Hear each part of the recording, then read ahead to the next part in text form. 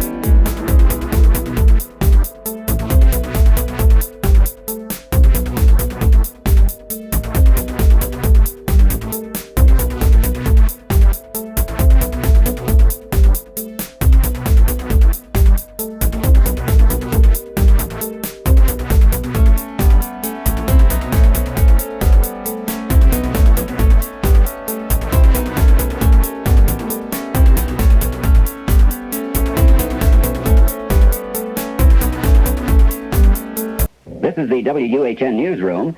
Further developments on the power blackout in the northern portion of the city are coming in now, and we're going to turn to newsman Robert Johns for this report from Doctors Hospital.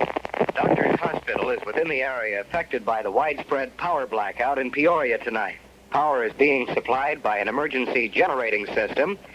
Hospital officials here declined to comment at this time on the nature of the disorder affecting at least 20 persons admitted for treatment within the past hour. Speaking off the record, one doctor told me that all of those admitted were unconscious and had encountered difficulty in breathing. There is speculation that the infection may be bacterial in origin or possibly the result of food poisoning. A driver for the Pace Ambulance Company told me that he had responded to emergency calls from several households and one restaurant within the power blackout area. At this time, there is little... Just a moment. All of the lights have just gone out here at Doctor's Hospital. And the building feels as if it's rocking slightly. There is a loud humming sound, and I can feel vibrations of noise. It's difficult at this time to say exactly what might be... Robert Johns with the latest report we have on the blackout north of the city and in the northern portion of the city, too. A spokesman for the Peoria Electric Company says nearly all of the city is now without any electric service whatsoever. Milton Kramer says transformers at a power substation near the waterworks shorted out in a violent, fiery explosion about 40 minutes ago. City police report power lines fell on 2 automobiles in the 100 block of War Memorial Drive, and at least 2 persons were reportedly electrocuted. Motorists are urged to avoid War Memorial Drive in the area there at the foot of McCluggage Bridge. That's the latest we have on the situation. We'll keep you informed, of course. Stay tuned to this station. We return to music now on Kaleidoscope.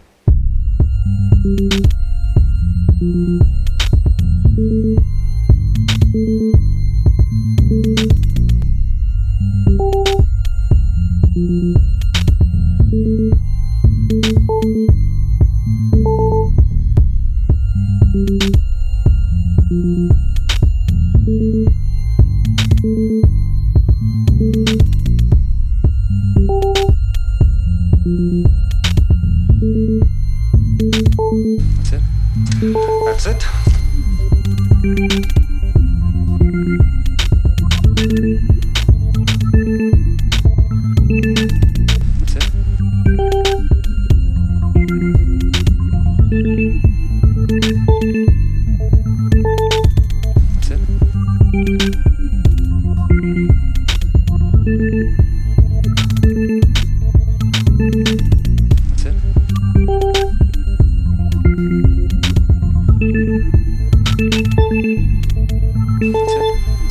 That's it.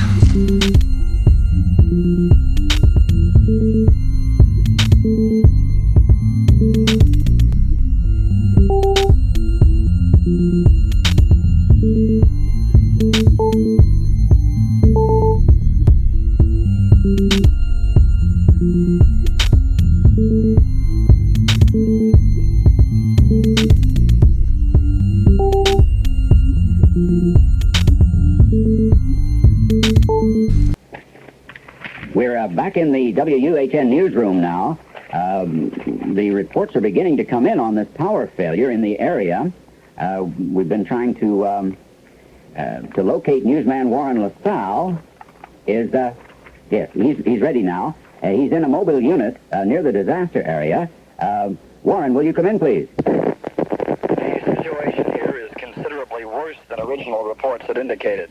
There were hundreds, literally hundreds, of people jamming the area near the power substation at the waterworks. I can see the charred remains of 2 automobiles not far from where I am located near the tractor company building on War Memorial Drive. A mother and her 4 children were apparently burned to death when power lines fell onto the car in which they were riding. The bodies of 2 other persons remain in the other vehicle, also struck by falling power lines. A fire department rescue unit is at the scene now. The flames have been put out, but the bodies have yet to be removed from the scene. An eyewitness told me she heard a loud humming sound and saw a bright bluish-green light streak across the sky just an instant before the substation here apparently exploded, and the power lines adjacent to it fell onto the roadway. Many of those lining the street appear to be dazed, and several people told me they found it difficult to breathe. Thank you, Warren. Peoria's two other major hospitals report that an increasing number of persons have been admitted for observation suffering from the effects of an unknown respiratory disorder. Hospital officials, we were in contact with them just a moment ago, say they are unable to cope with this situation. It has reached emergency proportions. The county coroner's office reports that the bodies of several youngsters clad in Halloween costumes have been discovered in residential areas around the city. The coroner says there were no indications of violence or foul play. Power company spokesman Milton Kramer says that all generators at the generating station on the river have ceased to function and that the blackout now covers the entire city. Kramer says personnel at the plant say they heard a loud humming sound as the buildings began to vibrate. I should repeat that there is apparently no power in the city. Police say they're receiving a lot of calls about some sort of a bright light, blue or green, they're not quite sure, moving slowly to the northwest in the city over Peoria. Now, that's all we have at the moment. There is a power blackout. We caution everyone to remain calm and, use the most caution you possibly can, and we'll get back to you with further developments from the WUHN newsroom, and in the meantime, we'll go back to Kaleidoscope.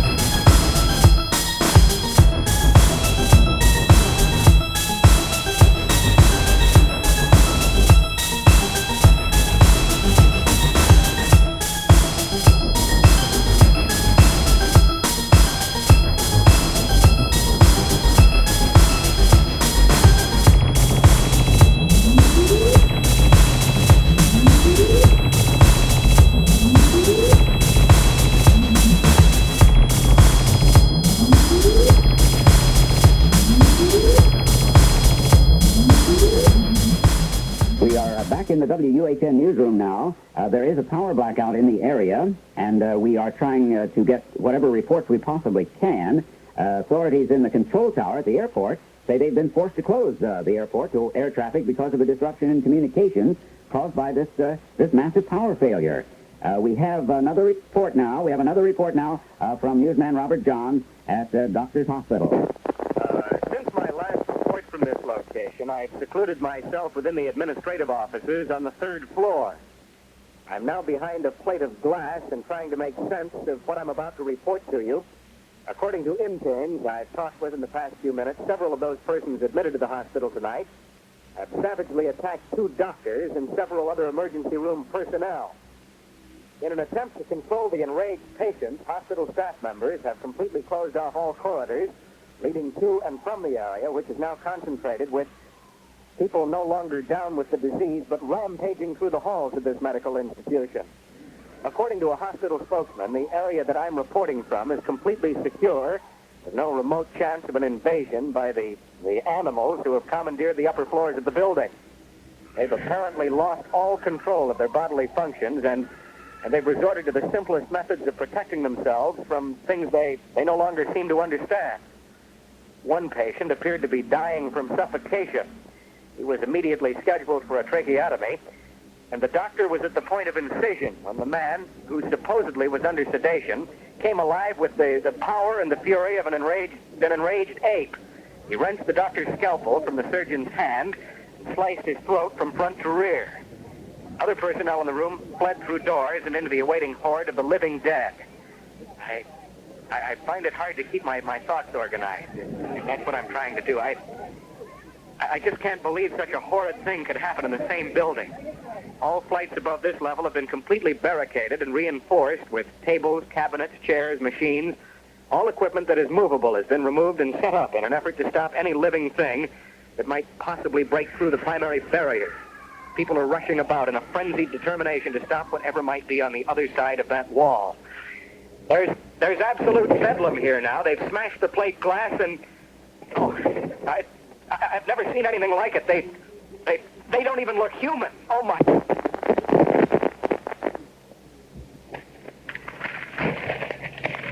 Well, I'm sorry about that. We seem to run into some sort of difficulty in that remote connection with newsman Robert Johns at Doctor's Hospital.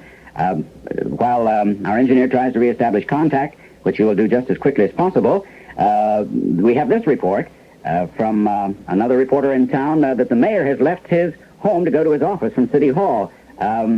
Mim Lorgan files this live report. We expect the mayor to issue a statement momentarily regarding the now well-known state of emergency. I've received reports that the mayor has been in contact with the governor, but no one seems to know what's going on absolutely. But it's been rumored that the mayor will declare an official state of emergency within the hour. It's also rumored that he will ask for assistance from the National Guard. But until his speech is made available to the news media, all of this remains highly speculative. The mayor has just come down the marble staircase here at City Hall from his fifth-floor office. He's now approaching reporters. Along with the mayor are several other aldermen and other city officials. The mayor reportedly intends to confer with other government officials before making a statement. Thank you, Mim. While we were waiting for the mayor's statement, he'll be along in a moment, I understand. Let's take this report now from Radnor Clinic. Carl LaFong reports. I have Dr. Dietrich with me. Doctor, has any progress been made in finding a cure? Well, we've succeeded in isolating the bacteria, and since that time we've been trying to find something to destroy or even arrest the bacterial processes. But unfortunately, we have been unable to even stop its meiosis or reproductive process. It seems that these organisms, after destroying the branch cells, lodge themselves in the bone marrow, where each cell divides. This process continues quite rapidly, and each cell can reproduce and equal in approximately 90 seconds. Of course, the body manufactures red blood cells in the bone marrow. Since the bacteria destroys the marrow, the body cannot produce these oxygen-carrying cells. Now, without the cells to carry oxygen to the body, unconsciousness results shortly after infection, and with it, the brain damage follows. Then, Doctor, oxygen tanks are not effective. No, the oxygen can get into the lungs, but it's exhaled because there are no red blood cells to pass the oxygen along. We haven't been able to explain the things. We're back at City Hall for the long-awaited statement from the mayor. Ladies and gentlemen, now get an honor the mayor. Citizens of Peoria, ladies and gentlemen of the press, have been in conference with city officials and the governor's office. I won't try to cover things up or give you false hopes. We're confronted with a situation totally beyond our immediate control. However, officials at Doctor's Hospital have assured me that everything possible is being done to find a cure for the disease that is sweeping our city. I must emphasize that panic will only make things worse. I'm therefore enacting martial law throughout the city, and I'm ordering everyone to remain behind locked doors in their homes. The police commissioner has given his men the orders to shoot to kill. This is, of course, necessary to ensure control. Now, if you're not at home, you must either go home or locate your nearest civil defense shelter. We're doing everything possible to combat this dilemma. Please stay at home, etc., etc., etc. What response have you had from the governor's office, sir? Well, it seems as though our governor thought it more important to spend the weekend fishing in Wisconsin rather than sit in his dingy office down in Springfield controlling the official business of the state of Illinois. And that was the mayor's report on this, what has now grown to an emergency situation.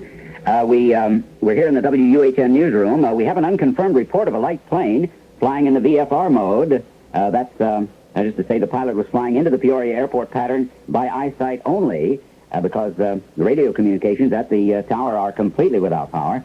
And it seems as though the pilot tried to radio the tower to report a shortage of fuel. Because the tower is without electrical power, they're unable to receive the pilot's plea for some help.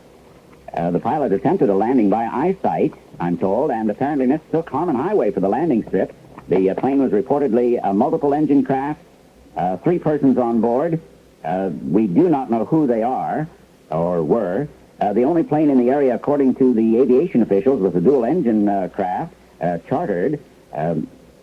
To sum up, the entire city of Peoria is without power at this time.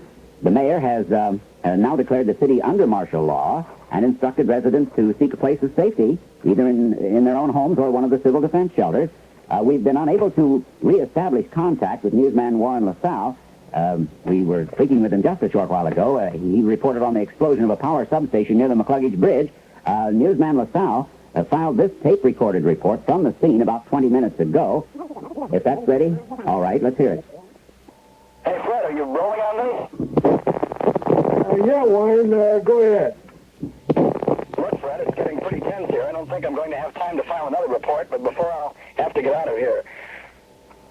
But I wanted to make sure that somebody knows what's happening. I don't understand what happened to the people who were milling around here when we found the burned bodies in the cars. It's like we all went crazy at the same time. I first noticed people falling to the ground and gasping for breath. It looked like some of them died. I mean, they didn't move or anything. They were just lying there still. When I went back to the car to get a pack of smokes, there was an old guy, maybe 60 or 65, who just keeled across the hood like he was dead. I was going to move him and see if there was anything I could do to help him, but he looked dead, so I left him alone. I tried to open the glove compartment to get my cigarettes out, but it was locked. I remember I left the keys in my raincoat hanging over the fence down near the bridge. When I turned around to get out of the car, the old guy who had been lying across the hood was standing on his feet, breathing heavily. At first I thought maybe he was going to get sick or something, and I noticed his skin. It wasn't a flesh tone anymore, but looked almost gray. What would really scare the hell out of me was his eyes. They were all red. I don't mean bloodshot. I mean roaring fire engine red. Without any provocation or warning, he lunged at me, grabbed my throat. It was at least twice as strong as you'd expect anyone that old to be. I mean, his hands around my throat were like a steel vise. He pulled my head toward his mouth and sunk his teeth into the flesh just above the right eyebrow. I want to tell you, he bit hard. So hard, blood started running down my face immediately. I couldn't breathe at all and knew I was going fast. I had to do something, but he was so strong, Fred. You know, I couldn't move. He tried then to yank me away from the car and finish the job, I guess, but I must have lost his balance just a little. Car doors were still open. I felt him slip back my way. I reached up under his armpits, pulled him back toward the car, all the strength I could muster. As I pulled away, a bite in my head didn't loosen a bit, and I think he must have ripped a pretty big hunk of meat off. Fell into the car seat, and when he came at me again, I reached outside, grabbed the door handle, slammed it on his head as hard as I could. The edge of the door caught the side of his face and wedged it against the door jamb. He didn't make a sound, but collapsed in the pavement when I opened the door. And Fred, the really odd thing was when I looked at his face, despite how really ripped up it was, there wasn't any blood. No blood at all. I knew I had to get away from this area, so I ran back down toward the bridge, find my coat, so I could find the keys and get out of here. Those people, most of them had been lying, looking like they were dead in the street, and gotten up and were standing in a close-knit group, about 50 or 75. It looked like a pack of mad dogs. I was afraid they might attack me at any moment. Didn't want to try to get out of here on foot, so I knew I had to have those car keys from the coat. I ran around the outside of the mob, and they didn't seem to be paying much attention to me. So many other people in the street. My raincoat was still on the fence where I'd left it, so I grabbed the keys out of the pocket, started running back up the hill to where the car was. Still don't know where they came from, but 4 or 5 little kids, some of them wearing Halloween costumes, running in the same direction with me. They were scared, and they were screaming about being chased by a couple of these red-eyed creatures. I wanted to stop and see if I could help the kids, but I knew I had to get back here and tell you about this. When I was running toward the car, I saw one of them grab the little girls who had tripped and fallen. What he did to that little child, I don't think I can describe to you. Youngster couldn't have been more than 5, maybe 6 years old. And what that demented creature grabbed her, he looked like a man in his 40s, picked the little kid up and held her in both arms over his head and threw her to the pavement absolutely as hard as he could. Then he started kicking. I just can't tell you. I mean, it was so horrible. I'm back in the car now, Fred, and I'm going to leave. Oh, my God. They're all around the car. Those red-eyed shells of men are all around me. Jesus. Got to get the car into gear, and I'm holding the accelerator to the floor, but they're holding the back tires off the street, and I'm not moving. They're all around me. Hundreds of them. They're pounding on the grass. They're backing the car so hard I'm sure they're trying to roll it over.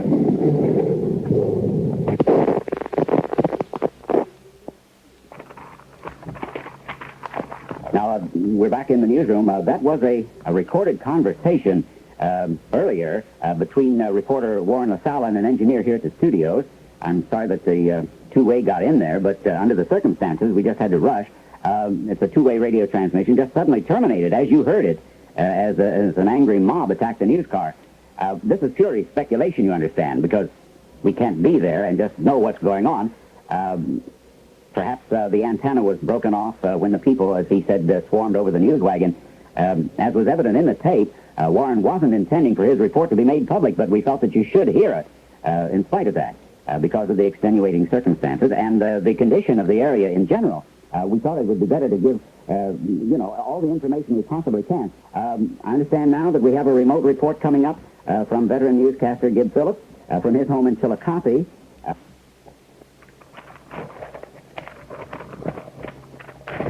There's no telephone service connecting Peoria and Chillicothe at this time due to the power shortage, so reporter Phillips will file this live report from a neighbor's house using a two-way radio. All right, Gib, you go ahead. Okay, ready, Phil. You can take it now. QLS, Peoria. Yes, sir. It's okay, Phil. Go ahead. Just hold the button on the mic, or you'll cut yourself off. This is Gib Phillips in Chillicothe. Though the lights are out here and there is no telephone service, everything appears to be normal. The way it sounds here, you're having close to a riot or something there in Peoria. But nothing's happening here, though, except about an hour and a half ago, or close to that. A couple of my neighbors were outside talking about a bluish-green flash across the sky. And my neighbor Ted Wallace, whose radio I'm using to file this, just returned about 10 minutes ago from Princeville. And he tells me that aside from the power and communications difficulty, everything is normal there as well. And some people have fled the area through Chillicothe and are told of being attacked by crazed half-human creatures. The massive traffic movement through this little community has created one of the worst traffic tie-ups imaginable. I'll stick by the mic here, and if you'll be needing any more information, this is Gib Phillips reporting from Chillicothe. That was Gib Phillips reporting on the situation in Chillicothe. You're listening to WUHN Radio, trying to keep contact with this emergency, this power failure that has occurred in the area. Pekin police report that aside from the power blackout, there's no difficulty in that city either. Apparently it's localized here. We've just been in contact with Barb Fox at the police department. She reports the finding of another body at Doctor's Hospital. Let's cut her in now, if you will. Right, here's Barb Fox. This is Barb Fox reporting from police headquarters, where officers just finished filing a report on the discovery of a mutilated body in one of the rooms of Doctor's Hospital. The man, reportedly clad only in a crucifix, was found between floors. The upper portion of his body was left on the third floor when the elevator doors closed on him. The elevator descended, the body was dismembered. According to the report, the upper portion of the man's torso was riddled with daggers and glass 1/2 inch thick. The bleeding had completely ceased by the time the body had reached the elevator shaft. Interns tracing the trail of blood surmised the man had been dragged from a nearby office where the glass windows had been shattered. The report continues because the body was without clothing, no identification was possible. Police are baffled by a length of what appears to have been a microphone cable that was clinched in the dead man's fist. This is Bart Fox reporting. Ladies and gentlemen, panic seems to have swept our city. All of you who are listening, please be calm under the situation. What reports we have, hundreds of people, maybe even thousands, seem to be running wildly through the streets in a kind of crazed frenzy. We have here numerous reports of fires, at least 300 deaths, and scattered incidents of looting. Civil defense authorities have issued a statement urging everyone to stay home tonight. There's a team of medical experts from St. Nicholas Hospital is attempting to isolate this bacteria, which has affected the behavior of so many of our citizens. Authorities are baffled by this strange phenomenon, we're told. They have yet been unable to isolate its origin. Several prominent physicians have recommended that the consumption of any foods other than cans be ceased immediately. Anything that is canned apparently is all right for the moment. Civil defense authorities recommend that if you're going to drink water, be certain that you boil it before you drink it. In any event, when police or the fire department must be contacted, the telephone company and the city police have provided mobile communication and van-type trucks are located throughout the city. Perhaps you've seen them. I don't know. Each truck is equipped with a loudspeaker system, which will make you aware of its presence within your area. In the event of an emergency, do not leave your home until you hear the loudspeaker message in your area. Now, I'm going to repeat it for you, see if you can remember it. This is Civil Defense Emergency Communications Mobile Unit. That's the way they'll introduce it. Then they'll follow a number of some sort or other and the announcement of the intersection which the truck is nearest. We repeat, under no circumstances should you leave your home, except in the event of fire, of course. The police superintendent, Andrew Alexander, reminds all police officers that Lee's days off, of course, have been canceled. If you didn't hear it directly from him, you're hearing it now. This goes ad infinitum, apparently, until this thing is cleared up, until we find out what it's all about. Every policeman is to report to police headquarters at once. The superintendent emphasized that the situation remains under control, but Andrews advised that all area residents who own firearms keep them loaded, keep them nearby in the event of some sort of someone should try to get into your home. In a prepared statement, the police chief said, and we're able to quote this, due to the extreme gravity of the situation which confronts us at this hour, I must advise all area residents to take any precaution which they feel necessary to guard against intrusion. Where health or safety is threatened, I advise all firearms owners to shoot to kill without hesitation. Police Superintendent Andrew apparently was referring to those individuals who are affected by the plague, which seems to have swept our area when he issued the shoot to kill order. Medical authorities further advise that anyone who thinks he may have contracted this bacterial infection should have another member of the household in which he resides bind him, actually tie him down in such a way that his movement will be completely restricted. Persons living alone who feel ill are advised to perhaps take a sedative or some such thing if it's available, and just go to bed immediately. Lock the door, of course, and the windows and so forth. The civil defense authorities have been granted permission by the mayor and the police superintendent to do whatever is necessary to restrict movement on city streets because of the huge traffic jam, which is now traffic at the bridge routes going out of the city. State police have had to set up barricades to restrict any sort of vehicular movement from the city. Thank you. Late reports indicate that the vast majority of those affected by the plague are residents of the city. Therefore, the county sheriff's department is stopping all automobiles either going in or out of the city. And from what we are able to learn here in the WUHN newsroom, in a dire situation such as this one, more people are apt to be killed due to panic and fear than by whatever this dreaded thing is. It has been brought to our attention that students on the university campus have become completely panicked in the wake of whatever it is, this disaster that's going on. The mobile radio telephone unit, there is one near the Fieldhouse parking lot. Students are reportedly dying at the hands of fellow students as the mobs attempt to storm this mobile unit in order to tell their parents about the crisis that we have here. The lives of fellow students, former classmates, it don't seem to mean anything to those students who are possessed with this one goal. The only important thing to students is making a phone call to their parents or relatives in order to get transportation out of the city, which, of course, no one can come in, no one can go out. There have been numerous reports of some very brutal confrontations, beatings. I don't know. What's that? Oh. Okay, go ahead. This is Barb Fox reporting once again from the police department, where reports of patrolmen read like the diary of the Marquis de Sade. Murders, rapes, and an alarming number of suicides, the whole town seems gripped by the seething terror of an unknown foe. 8 persons were mutilated beyond recognition when a city maintenance truck overturned in the street and rolled through the plate glass front of a supermarket on McClure near Knoxville. 40 people were sprayed with fuel from the truck and ignited when the battery from the truck fell into a pool of high-octane fuel. In another incident, a bus returning from a church retreat with 38 youngsters aboard ran out of control while trying to avoid a collision with an ambulance on the Franklin Street Bridge. It plunged some 30 feet to the pilings below. The bus reportedly burst into flames on impact. Coast Guard officials report only 3 youngsters are known to be alive, 10 are missing, and the others dead. We're proud to meet Jamaica. Let me alone! Leave me alone! Let me go! You know, die! You won't be ready to go! You die here! Well, we'll try to make further contact with Barb Fox at the police department. I must urge everyone to be just as calm as they possibly can.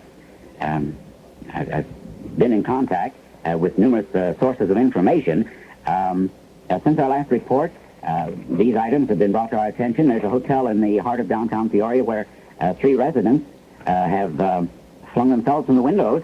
One woman was seen just literally bouncing from the brick walls of the structure after breaking through the windows on the 13th floor. Identification of the victim is impossible because the body had been defiled by the mob, just swarming through the street.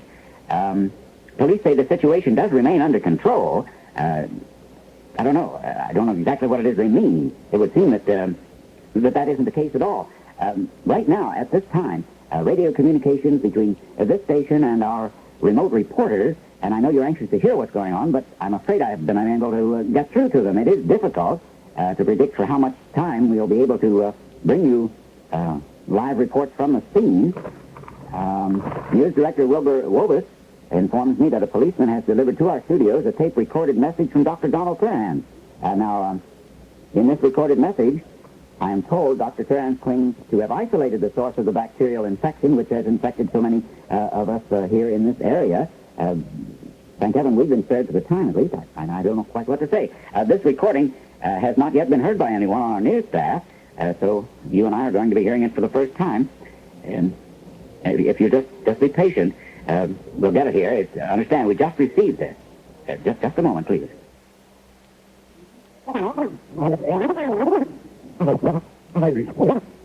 This is Dr. Donald Turhan speaking to you from Lutheran Hospital. A team of prominent Peoria physicians, including myself, believe that we have discovered the source of the unusual bacterial infection. Now, I must emphasize that we've been unable to develop a cure to combat this disorder, and that we can offer only the following preventative measures. Now, first, it is imperative that the consumption of tap water be ceased immediately. This is of cardinal importance, because our medical research team has determined beyond a shadow of a doubt that these bacteria are multiplying in the tap of Peoria. It is of utmost importance, of cardinal importance, that I reiterate that all tap water must be ceased drinking. It would seem that we are experiencing some sort of a technical difficulty here. We'll have it rectified just as soon as we can and bring you the remainder of Dr. Turhan's report.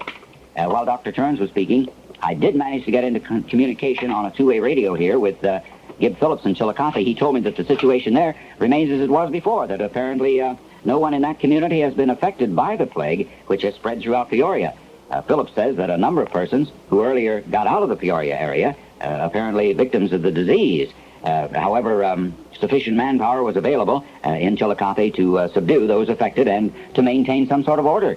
The police in Chillicothe have since set up roadblocks to prevent others from entering the town from Peoria. As is the case there, law enforcement officers have been given the shoot-to-kill order, if that's necessary. Oh, yes. Now, again, we're going to have Dr. Donald Turhan with a report that we interrupted a moment ago. You'll just go right ahead. This is Dr. Donald Turhan speaking to you from Lutheran Hospital. A team of prominent Peoria physicians, including myself, believe that we have discovered the source of the unusual bacterial infection.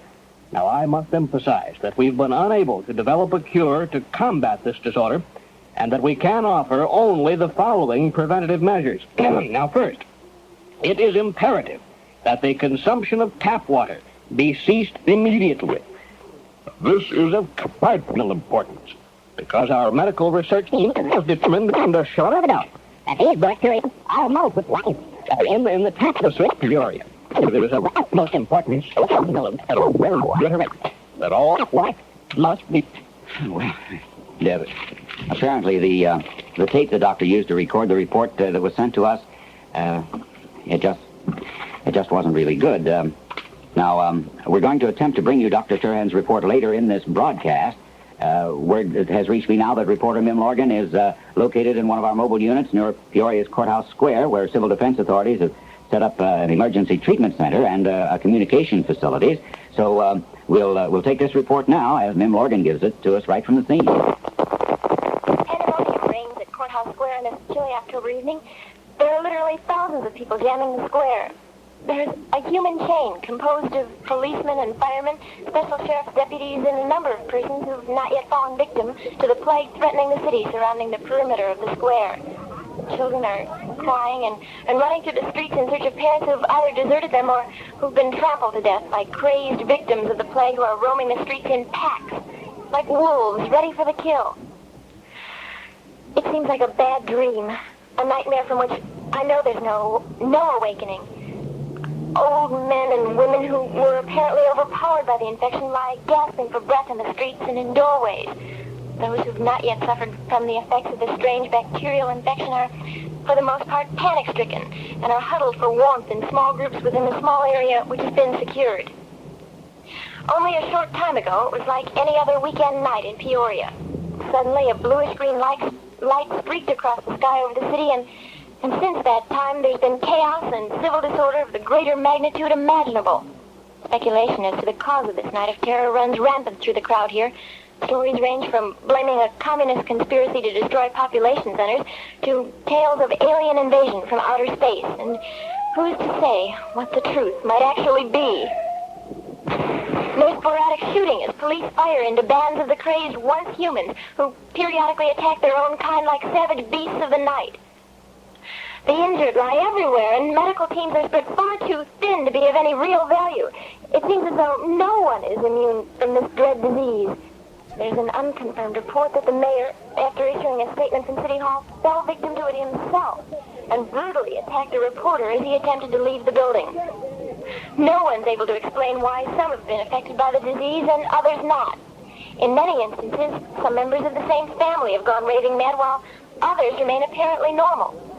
Symptoms of the disorder are easily recognized. First, there's dizziness and vomiting. Then extreme difficulty in breathing may be encountered. Secondly, the victim then falls unconscious for a short period of time. It is then that the skin loses its color, becoming almost gray. The eyes turn a deep red, almost glowing with luminescence. But when the victim regains consciousness, he's lost complete control of his faculties and attacks anything or anyone near him, resorting to the most carnal and bestial acts imaginable. As I speak to you, I stand beside the body of a small girl, clad in what appears to be the blood-soaked remains of a Cinderella Halloween costume. Not 10 minutes ago, the body was dragged here from outside the defense perimeter by her hysterical mother, who said the child had been attacked by a group of 5 or 6 of the bloodthirsty night creatures, who savagely beat and kicked the youngster before tearing her with their bared teeth. I don't know how much longer I can take the spectacle. Has the whole world gone mad? The cloud-shrouded starless night sky is crimson in the distance, and smoke lingers like a pall over the city as numerous fires rage out of control away from the heart of the city. Fire units stand ready here to guard against the possible spread of flames into this area. In the sky to the southwest, there lingers a faint bluish-green glow from within the clouds.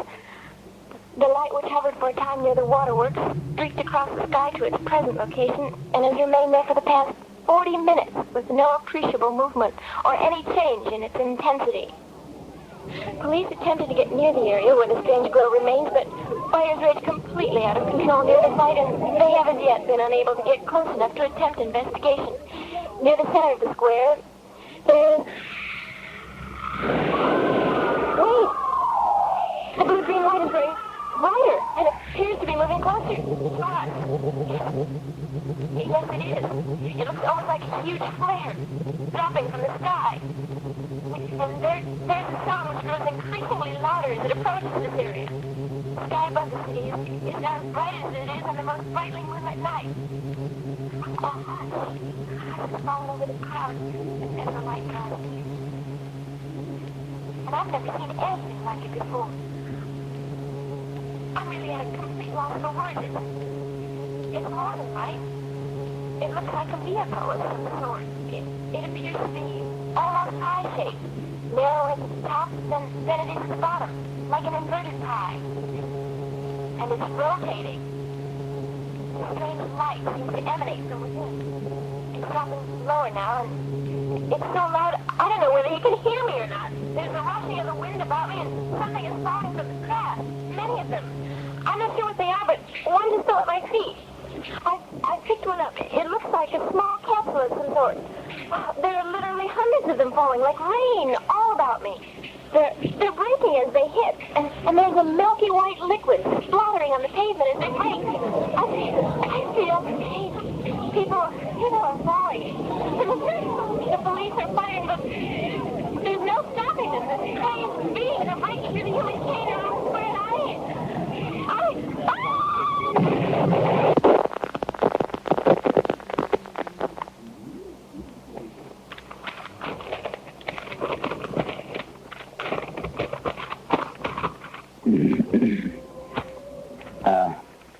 Ladies and gentlemen, I just don't know what to add to this right now.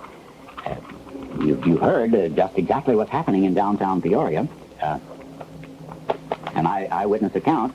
Mim Morgan, there at Courthouse Square. This is incredible. I don't believe there's any precedent for reporting on an event such as this. All our remote units are silent. I really can't get through anywhere. It appears we will be unable to bring you any further direct reports. Our engineer is working on it, but they say that they're just encountering a lot of difficulty in receiving any signal tonight. As a matter of fact, you may be having difficulty really in receiving us. Several Peoria stations, we understand, are now off the air. Those with studios in the downtown area have just ceased to broadcast. Apparently, equipment breakdowns, power failures. Of course, we had this dark situation in the area for a long time. Absolute bedlam reigns in a Midwestern city where friends have become the bitterest of enemies in the wake of this insane confusion that has been brought on by, I guess, alien invaders from our studios. Now, understand, we're outside the city. It's difficult to assess the situation at this time. Our reporting facilities are broken down. There's no way of knowing. Officials at a downtown hospital have earlier confirmed that a badly mutilated body received there about half an hour ago is that of reporter Warren LaSalle. LaSalle lost his life when attacked by an angry mob while reporting from near the McCluggage Bridge. A team of investigators has discovered a lot of capsules. I might add at this point that the capsules found resemble those described just a short while ago by Mim Morgan. You heard Mim's report. Now, getting her, from the courthouse, many of the capsules had either badly deteriorated or had broken, and they had kind of a milky fluid in them. They were scattered widely all around the area, especially along the riverfront and out near the waterworks. The capsules are strewn about in a path resembling the path made by the bright lights, which was reported earlier by one of our reporters. Preliminary medical reports indicate that the substance contained in the capsules is similar to bacteria found in the corpses of these disease victims. Telephone communications have been disrupted throughout the area. And from our studios, we can see that bluish light it is over the city. I really don't know how well you're receiving it. This time we'll just keep going, and hope that someone can hear it. Flames over the town, the air is really dense with smoke. And it's all happened so suddenly. By the time word reaches other major population centers in the state, we may be gone. None of the wire services have carried news of what's happened here, yet it's almost as if we've been shut off from contact, from the outside. So, something or someone way beyond our comprehension. I don't know what's happened. I really don't. Why did they pick out our city? And why tonight? Seemingly, have we been the only metropolitan area affected by the invasion and the subsequent plague? We don't have any contact news with anyone else. We really don't know. Is Peoria going to be used as a sort of breeding ground for some strange bacteria which drives men mad and later forces them to submission before some alien intelligence? So what puzzles me most is why some have been infected immediately by the plague and others not at all, at least for the time being. I don't know if anybody can hear me or not. Jack? Jack, you give me... I'm a little dry. Would you get me some water? Thank you. Now, Of course, we're going to remain on the air, bringing you information about the crisis throughout the night. We are hopeful that police and civil defense officials will keep us informed, too. I don't know whether... Oh, thank you. Yeah, that's better. Now, well, what I'm saying is that we're going to stay with it just as long as we possibly can. There's no one here other than my engineer and me. Everyone else has left by automobile, trying to get toward Bloomington, I guess, to get some sort of assistance, you see, for the folks, and to contact the governor's office in Springfield with the hope that National Guard units could be activated, brought into the area.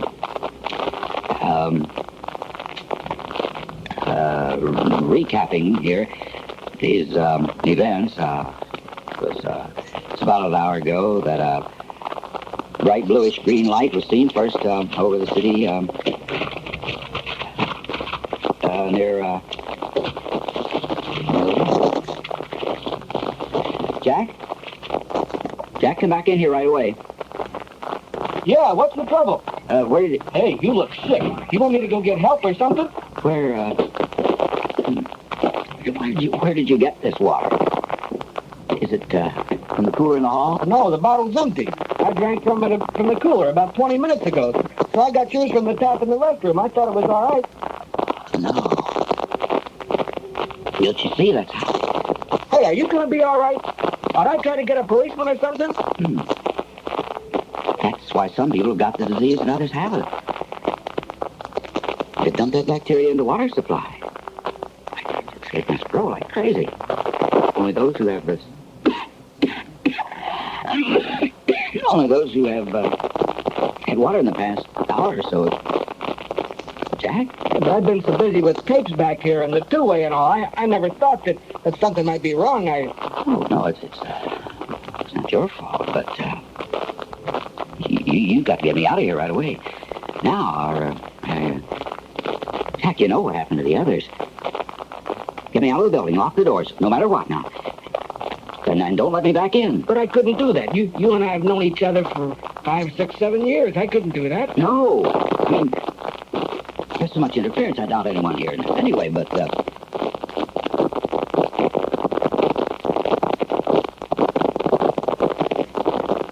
Come me up, Jack.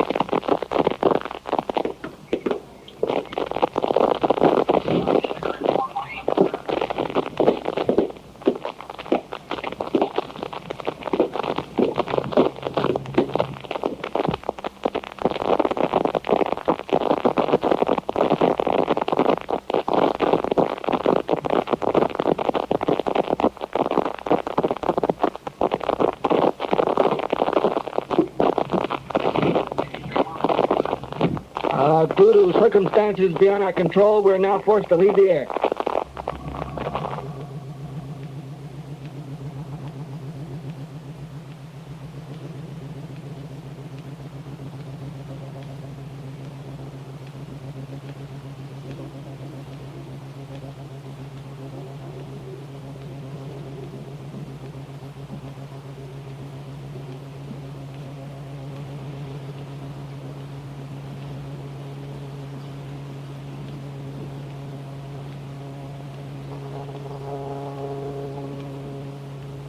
The program you have just heard was a dramatization.